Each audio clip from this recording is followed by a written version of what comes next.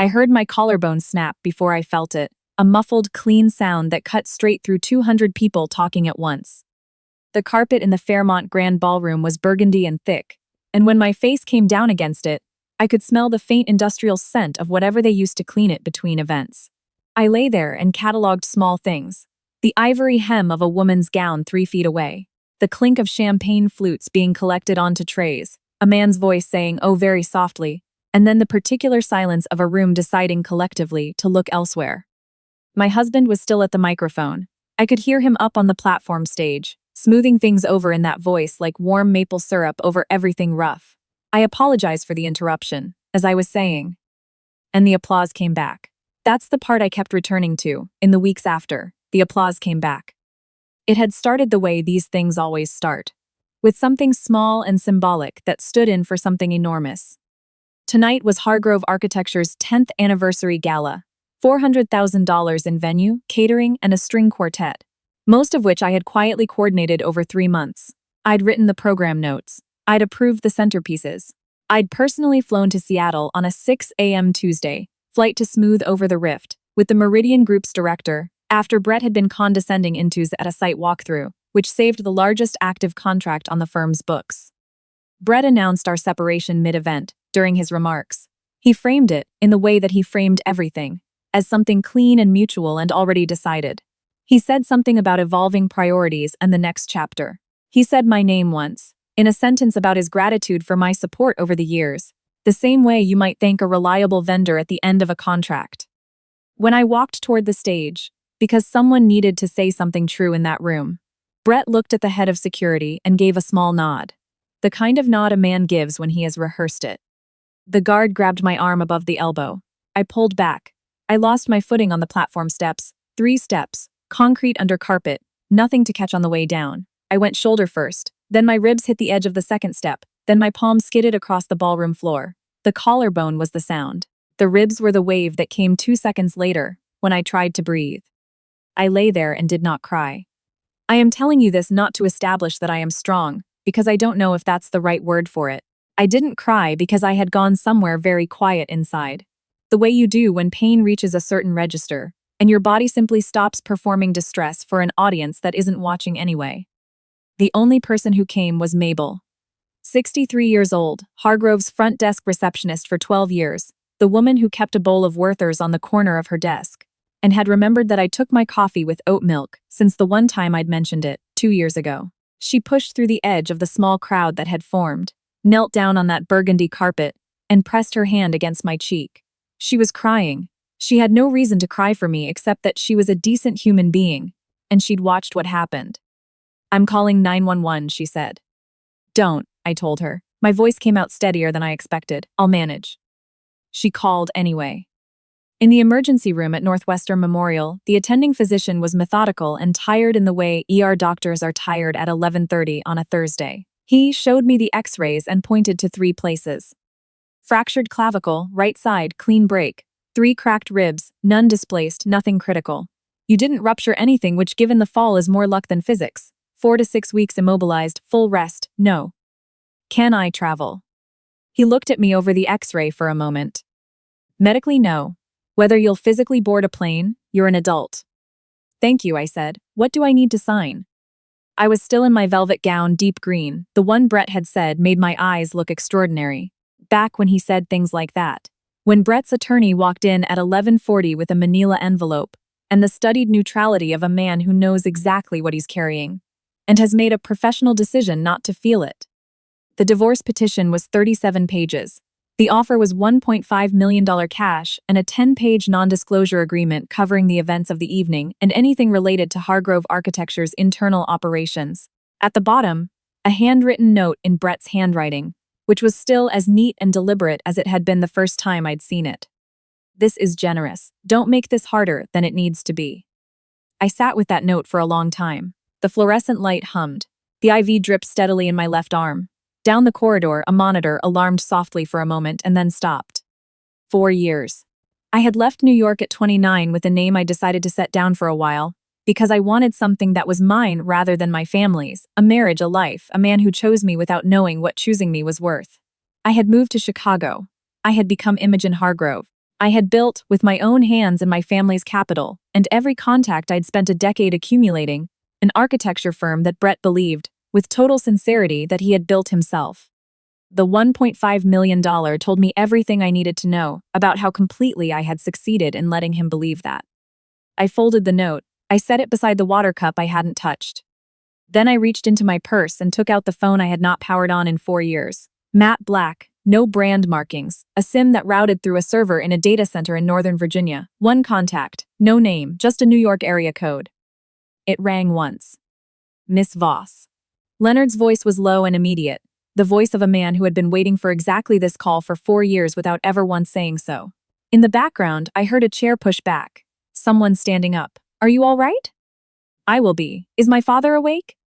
He's been in his study since 9. He saw the gala on your calendar. A brief pause. He'd like to speak with you.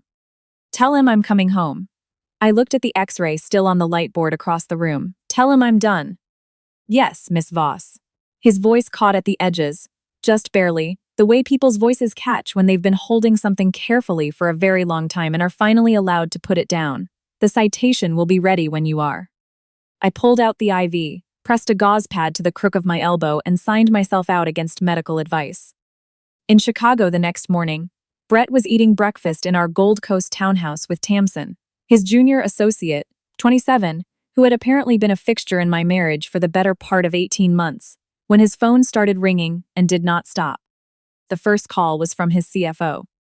A letter had arrived by courier from something called Voss Capital Real Estate Partners, exercising its contractual right under Section 8 to withdraw $120 million in committed bridge financing from 3 of Hargrove Architecture's active developments: the Meridian Tower expansion, the Lakeshore mixed-use project, and the Northbrook commercial complex. The stated cause was a material breach of fiduciary disclosure obligations. Brett had dealt with the capital through a management LLC called VRP Partners, which had always seemed like a well-connected but functionally quiet vehicle. The kind of institutional money that asked for quarterly reports, returned calls within the hour, and never gave him a reason to look more closely at who was behind it. He called the VRP liaison number, disconnected. The Wall Street Journal story went up at 10:15.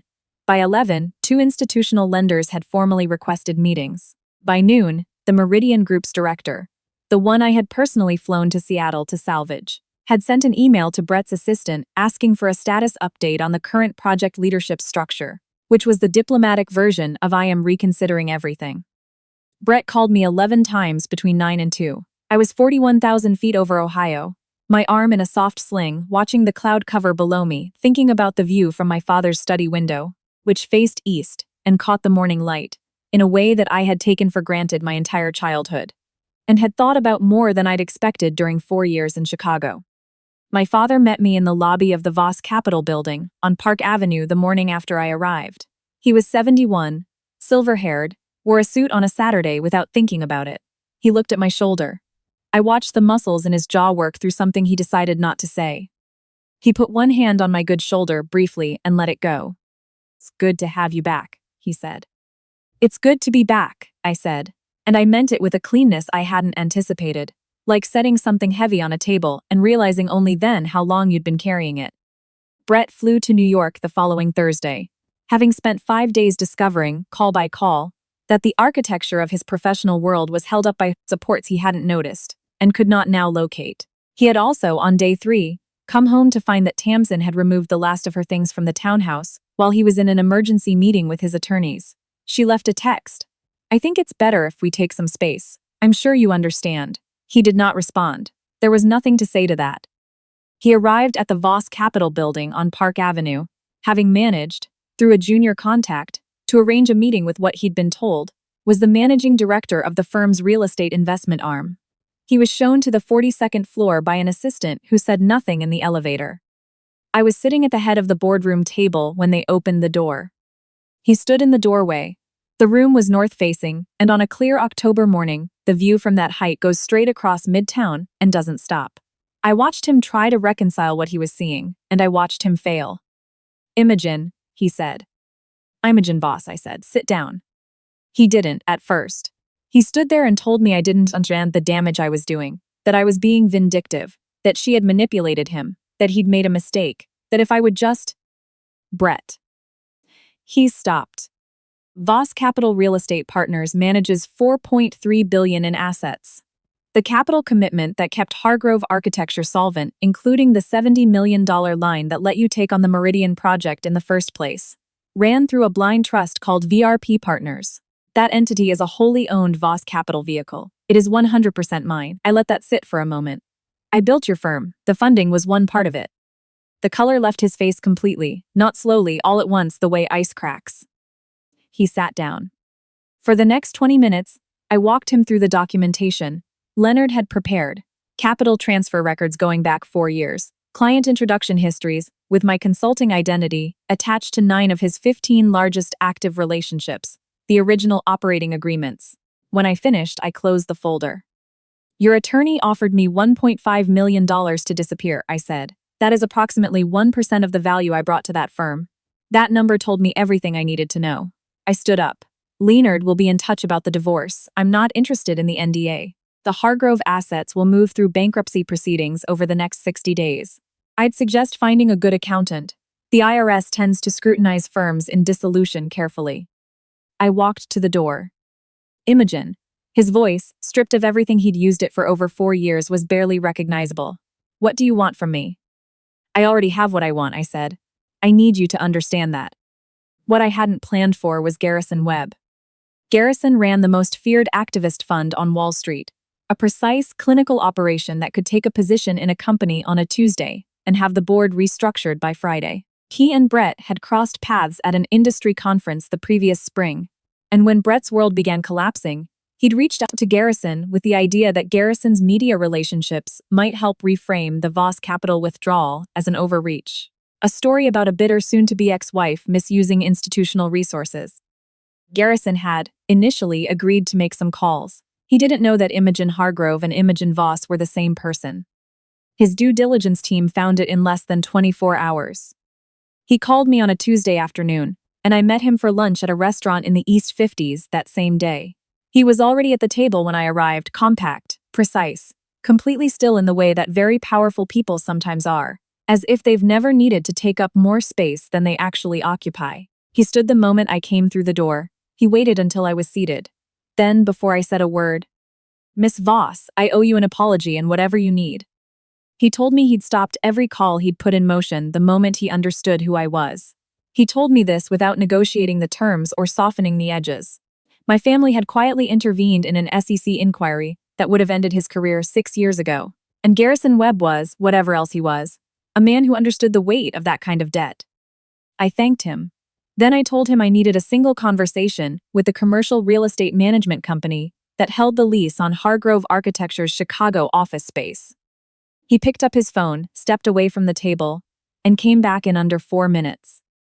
Handled, he said. Mabel retired the 3rd week of the bankruptcy proceedings. 12 years at Hargrove Architecture, no pension. Brett had structured his administrative compensation to avoid the overhead, a decision that had never seemed worth pushing back on until now, when it wasn't his decision anymore. She didn't make noise about it. She simply went quiet online and disappeared from the professional world, the way people do when the place that defined their working life closes without warning. Leonard found her through the firm's severance records. We established a trust through the Voss Foundation. Enough to cover her living expenses comfortably, a healthcare supplement, indexed to inflation through her 85th birthday. When Leonard's assistant called to explain what was being arranged, Mabel sat in silence for nearly a full minute and then said, "Is this real?" It was real. I thought about her more than I thought about Brett in those weeks. I thought about the specific moment when she knelt down on a burgundy ballroom carpet, in her Hargrove Architecture staff uniform, and pressed her hand to my face while 200 people decided to look at the stage. That kind of decency is rarer than capital. It deserves to be treated accordingly. The Groundwork Initiative launched the following February as a registered 501c3, funded by a $40 million commitment from Voss Capital, supplemented by every dollar recovered from Hargrove Architecture's asset liquidation. Its mandate was specific: legal aid and career rebuilding for women who had been economically coerced or systematically written out of the financial records of businesses they helped build. A board, a director, a staff of 22, and a case intake process that went live the first morning. I did not name it after myself. I called it the Groundwork Initiative Because every structure needs a foundation, and I had spent 4 years learning that in rooms where my name wasn't on the door. The Voss Capital Annual Investor Summit in January was the first one I chaired. 700 people in a midtown hotel ballroom, the kind of gathering where the collective capital represented could reshape entire sectors. My father sat in the front row and did not look nervous on my behalf, which was the greatest thing he could have given me that evening. I was at the podium when Augustus Crane, who ran a family office with an official institutional biographer and strong opinions about how things should be done, raised his hand from the front row without waiting to be recognized. He had the voice of a man who had never needed to wait. Miss Voss, this groundwork initiative you're announcing. There are those of us who believe strongly that capital at this scale carries a responsibility to returns, not to social projects. The room went very quiet. I looked at him. Mr. Crane, Voss Capital's 10-year annualized return is 19.3%. The groundwork initiative represents 0.5% of our annual deployment. If you'd like to argue that 0.5% is an unacceptable drag on your returns, I'm prepared to have that conversation in detail. I paused. I'd also suggest that the conditions this initiative addresses, specifically, the systematic economic exclusion of women from financial participation in businesses they helped build, have historically represented a meaningful inefficiency in capital allocation across the broader sector. So this is in fact a returns conversation. We've modeled it. The analysis is in your supplemental packet, page 47. He started to speak. Page 47, I said. The applause started somewhere in the middle of the room and moved forward like weather. Augustus Crane opened the packet to page 47. He did not speak again. Brett's professional life after the bankruptcy didn't end in a single dramatic moment. It ended the way most things end. In accumulation, in doors that didn't open, in the slow realization that the network he had spent a decade building had quietly decided to route around him. He tried to start a new firm. The commercial real estate market in Chicago proved consistently uninterested in his tenancy. He tried to join 2 established practices. Both offers evaporated within days. He settled into a contract consulting arrangement that paid modestly and required only competence, which he still had. He was not destroyed in any cinematic sense. He was simply ordinary. He had always been ordinary. I was the one who had made him feel otherwise for 4 years, at considerable cost. He wakes up every morning and decides what to do with his day. I think about that sometimes. I think it is exactly the right amount. My collarbone healed in 6 weeks. The ribs took slightly longer, 3 weeks before a full breath stopped registering as a grievance, another 2 before I stopped noticing them at all. I kept the x-rays. Not as a memorial, not as a reminder of what I survived. I kept them because they are, in their specific and literal way, a document of the exact night when I stopped being Imogen Hargrove and remembered who I had always been. And that distinction matters to me now in a way I couldn't have articulated then, when I was still testing whether love was worth the cost of that erasure. It wasn't. That's the simple version. I stand at the 42nd floor window sometimes, early before anyone else arrives, and I look at the city that my grandfather built pieces of, and my father built more of, and I am building more of still. It is a city that does not care who you are until you make it care. I have made it care in my own name with my own hands without apology. I didn't rebuild, I returned. And I have only just begun.